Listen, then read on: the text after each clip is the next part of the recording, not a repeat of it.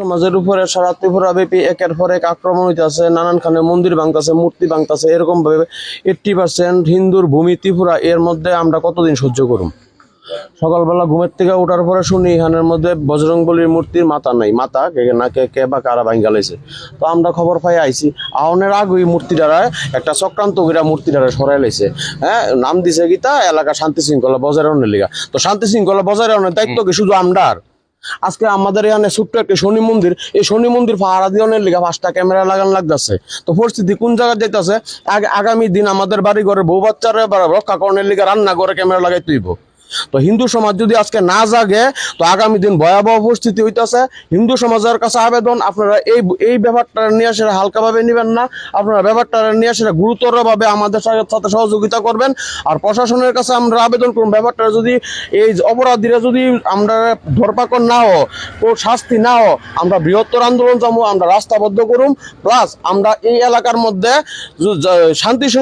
আমরা শান্তি শৃঙ্খলা বজায় রাখার দায়িত্ব শুধু আমরা হিন্দুরা লইছি না। আমরা যদি বিচার না পাই তো আমরা আগামীতে বড় ধরনের পদক্ষেপ নিব।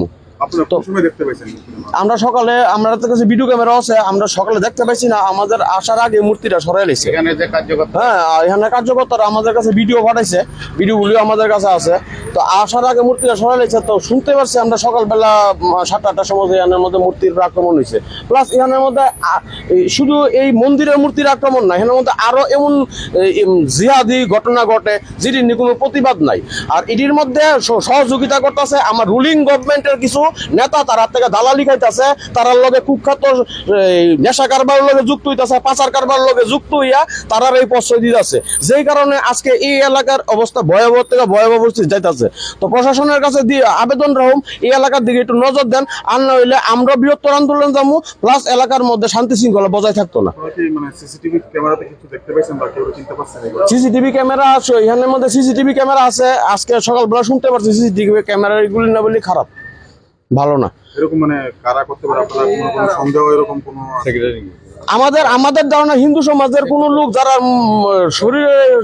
শরীরে হিন্দু রক্ত আছে তারা আমাদের মূর্তি ভাঙতো না। মূর্তি ভাঙবো বিধর্মীরাই, কোন মন্দিরে আক্রমণ করবো বিধর্মীরাই। আমাদের সম্পূর্ণ ধারণা আছে কোন বিধর্মীরাই এটার উপর আক্রমণ করছে।